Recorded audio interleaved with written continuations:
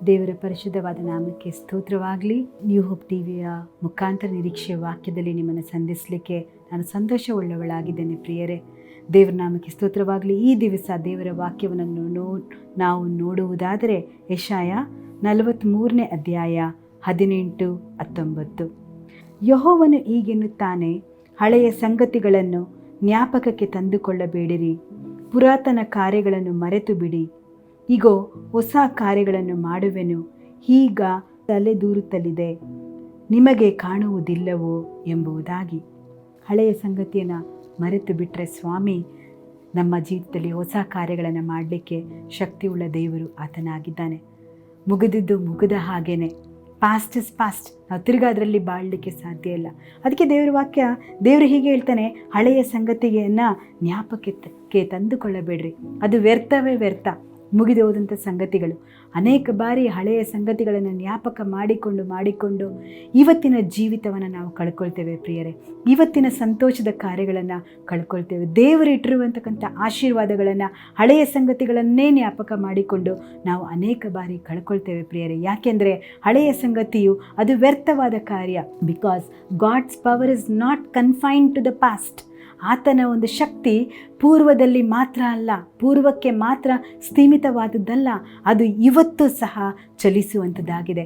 ಆತನ ಶಕ್ತಿ ಇವತ್ತು ಸಹ, ಆತನ ಬಲವುಳ್ಳ ಶಕ್ತಿ ಇವತ್ತು ಸಹ ಅದ್ಭುತಗಳನ್ನು ಮಾಡಲಿಕ್ಕೆ ಅದು ಸ್ಥಿರವಾಗಿದೆ, ಅದು ರೆಡಿಯಾಗಿದೆ ಪ್ರಿಯರೇ. ಅದನ್ನು ಹೊಂದಿಕೊಳ್ಳುವಂಥದ್ದು ಬಹುಮುಖ್ಯ. ಅದಕ್ಕೆ ದೇವರ ವಾಕ್ಯ ಹೇಳುತ್ತೆ, ಹಳೆಯ ಸಂಗತಿಗಳನ್ನು ನೀವು ಮರೆತು ಬಿಡ್ರಿ. ಪೌಲನು ಬರೀತಾನೆ, ಫಿಲಿಪ್ಪ 3ನೇ ಅಧ್ಯಾಯ 13-14ನೇ ವಚನದಲ್ಲಿ ಹೀಗೆ ಹೇಳ್ತಾನೆ, ನಾನು ಹಿಂದಿನ ಸಂಗತಿಗಳನ್ನು ಮರೆತು ಬಿಟ್ಟು ಮುಂದಿನವುಗಳನ್ನು ಹಿಡಿಯುವುದಕ್ಕೆ ಎದೆ ಬೊಗ್ಗಿದವನಾಗಿ ಬಿರುದನ್ನು ಗುರುತು ಮಾಡಿಕೊಂಡು ಓಡುತ್ತಾ ಇದ್ದೇನೆ. ಹಳೆಯ ಸಂಗತಿಗಳಲ್ಲೇ ಇದ್ದರೆ ಬಿರುದು ಸಿಗಲಿಕ್ಕೆ ಸಾಧ್ಯ ಇಲ್ಲ. ಆತನ ಹೇಳ್ತಾನೆ, ಹಳೆಯ ಸಂಗತಿಗಳನ್ನು ನಾನು ಬದಿಗಿಟ್ಟಿದ್ದೇನೆ, ಅದನ್ನು ಮರೆತು ಬಿಟ್ಟಿದ್ದೇನೆ. ಮುಂದೆ ದೇವರು ಕೊಡುವಂತಕ್ಕಂಥ ಬಿರುದನ್ನು ಮಾತ್ರ ನಾನು ನೋಡಿಕೊಂಡು ಎದೆ ಬಗ್ಗಿದ್ದವನಾಗಿ ಈ ಬಿರುದನ್ನು ಪಡೀಲಿಕ್ಕೆ ನಾನು ಓಡ್ತಾ ಇದ್ದೇನೆ ಎಂಬುದಾಗಿ ನಾವು ನೋಡ್ತೇವೆ. ಹಳೆಯ ಸಂಗತಿಗಳನ್ನೇ ನಾವು ಜ್ಞಾಪಕ ಮಾಡಿಕೊಂಡ್ರೆ ನಮಗೆ ದೇವರು ಕೊಟ್ಟಿರುವಂತಕ್ಕಂಥ ಬಿರುದನ್ನು ನಾವು ಕಳ್ಕೊಳ್ತೇವೆ ಪ್ರಿಯರೇ. ಆ ದಿವಸ ಹಂಗಾಯ್ತಲ್ಲ, ಈ ದಿವಸ ಹಂಗಾಯ್ತಲ್ಲ ಎಂಬುದಾಗಿ ಆಲೋಚನೆ ಮಾಡಿಕೊಂಡು ನಮ್ಮ ಸಮಯವನ್ನು ಸಹ ವ್ಯರ್ಥ ಮಾಡಿಕೊಳ್ತೇವೆ. ಹಳೆಯ ಸಂಗತಿ ಮುಗಿದೋಯ್ತು, ಅದು ತಿರ್ಗಾ ಬರಲಿಕ್ಕೆ ಸಾಧ್ಯ ಇಲ್ಲ. ದೇವರು ಘನ ಕಾರ್ಯಗಳನ್ನು ಮಾಡುವಂಥ ದೇವರು ಆತನಾಗಿದ್ದಾನೆ. ಹೊಸ ಕಾರ್ಯಗಳನ್ನು ಆತನ ನಮ್ಮ ಜೀವಿತದಲ್ಲಿ ಪ್ರಾರಂಭ ಮಾಡಲಿಕ್ಕೆ ನಾವು ಅವಕಾಶ ಕೊಡಬೇಕು. ಯಾವ ರೀತಿ ಅವಕಾಶ ಕೊಡಬೇಕು? ಹಳೆಯ ಸಂಗತಿಯನ್ನು ಪೂರ್ತಿ ನಮ್ಮ ಮೈಂಡಿಂದ, ನಮ್ಮ ಬಾಡಿಯಿಂದ, ನಮ್ಮ ಸ್ಪಿರಿಟಿಂದ ಅದನ್ನು ಎರೇಸ್ ಮಾಡಬೇಕಾದ ಆದರೆ ಮಾತ್ರ ದೇವರು ಹೊಸ ಸಂಗತಿಗಳನ್ನು ನಮ್ಮ ಜೀವಿತದಲ್ಲಿ ತಲೆ ದೂರುವಂತೆ ಆತನು ಮಾಡಲಿಕ್ಕೆ ಶಕ್ತಿಯುಳ್ಳ ದೇವರು ಆತನಾಗಿದ್ದಾನೆ. ಯೆಶಾಯ 42ನೇ ಅಧ್ಯಾಯ 9ನೇ ವಚನ ಹೀಗೆ ಹೇಳ್ತದೆ, ಈಗೋ ಮೊದಲನೆಯ ಸಂಗತಿಗಳು ನೆರವೇರಿವೆ, ಹೊಸ ಸಂಗತಿಗಳನ್ನು ಪ್ರಕಟಿಸುತ್ತೇನೆ, ಅವು ತಲೆ ದೂರುವುದಕ್ಕೆ ಮುಂಚೆ ಅವುಗಳನ್ನು ನಿಮಗೆ ತಿಳಿಯಪಡಿಸ್ತೇನೆ. ಹೊಸ ಸಂಗತಿಗಳು ಆಗಲೇ ನಿಮ್ಮ ಜೀವಿತದಲ್ಲಿ ಪ್ರಾರಂಭವಾಗಿಬಿಡಿದೆ ಪ್ರಿಯರೇ. ಆ ಪ್ರಾರಂಭದ ಒಂದು ಕಾರ್ಯಗಳನ್ನು ನೀವು ಹಿಡಿದುಕೊಳ್ಳುವುದಕ್ಕಾಗಿ ನೀವು ಹಳೆಯ ಸಂಗತಿಗಳನ್ನು ಮರೆಯುವುದಾದರೆ ದೇವರು ನಿಮಗೆ ಕೊಡುವಂತಕ್ಕಂಥ ಬಿರುದು, ಆಶೀರ್ವಾದವನ್ನು ಅದನ್ನೇ ಫೋಕಸ್ ಮಾಡಿಕೊಂಡು ನಾವು ಓಡಬೇಕಾದ್ರೆ ದೇವರು ಅದನ್ನು ನಿಶ್ಚಯವಾಗಿ ನಿಜವಾಗಿಯೂ ಅದನ್ನು ಆಶೀರ್ವದಿಸುವಂಥ ದೇವರು ಆತನಾಗಿದ್ದಾನೆ. ಎಲ್ಲ ಸಮಯದಲ್ಲೂ ಕಾಯ್ತಾ ಇರಬೇಕಾದ್ರೆ ದೇವರು ಅದ್ಭುತ ಮಾಡುವಂಥ ದೇವರು, ಆಲೋಚನಾ ಕರ್ತನು ಆತನಾಗಿದ್ದಾನೆ. ಪ್ರಾರ್ಥನೆ ಮಾಡೋಣ.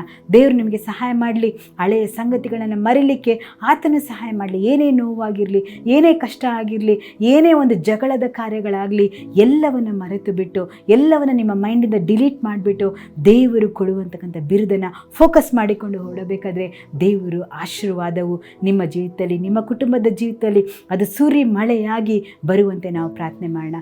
ದೇವರೇ ನಿನಗೆ ಸ್ತೋತ್ರ ಸ್ವಾಮಿ.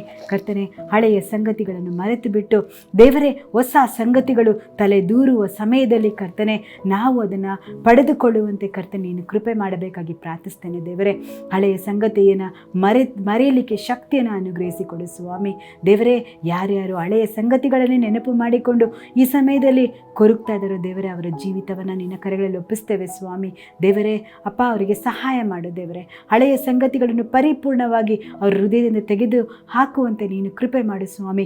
ನೋವಿನ ಸಂಗತಿಯಾಗಿರ್ಬೋದು, ಹಿಂಸೆಯ ಸಂಗತಿಯಾಗಿರ್ಬೋದು ಕರ್ತನೆ, ಅಪ್ಪ ಯೇಸುವೆ ಕರ್ತನೆ, ಅನೇಕ ಹೇಳಲಿಕ್ಕೆ ಅಸಾಧ್ಯವಾದ ಸಂಗತಿಗಳಲ್ಲಿ ಸಿಲುಕಿಕೊಂಡಿರ್ಬೋದು ಸ್ವಾಮಿ. ಅದು ಪದೇ ಪದೇ ಅವರ ಹೃದಯದಲ್ಲಿ ಬರ್ಬೋದು ಸ್ವಾಮಿ. ಈ ದಿವಸ ಯೇಸುವಿನ ಹೆಸರಲ್ಲಿ ಅದು ಕ್ಯಾನ್ಸಲ್ ಆಗಲಿ ಸ್ವಾಮಿ. ಯೇಸುವಿನ ಹೆಸರಲ್ಲಿ ಲಯವಾಗಲಿ ಕರ್ತನೆ ದೇವರೇ. ಯಾಕೆಂದರೆ ಹೊಸ ಕಾರ್ಯಗಳು ಪ್ರಾರಂಭವಾಗಬೇಕು ಸ್ವಾಮಿ. ನಿನ್ನ ಸಂತತಿ, ನಿನ್ನ ಮಕ್ಕಳಿಗೆ ಹೊಸ ಕಾರ್ಯಗಳು ಅಪ್ಪ ಈ ದಿವಸದಿಂದಲೇ ಅಪ್ಪ ಅದು ತಲೆ ದೂರುವಂತೆ ಕರ್ತನೆ ನೀನು ಕೃಪೆ ಮಾಡು ಸ್ವಾಮಿ. ನೀನು ಹಾಗೆ ಮಾಡ್ತಾ ದೇವರ, ಅದಕ್ಕಾಗಿ ಸ್ತೋತ್ರ.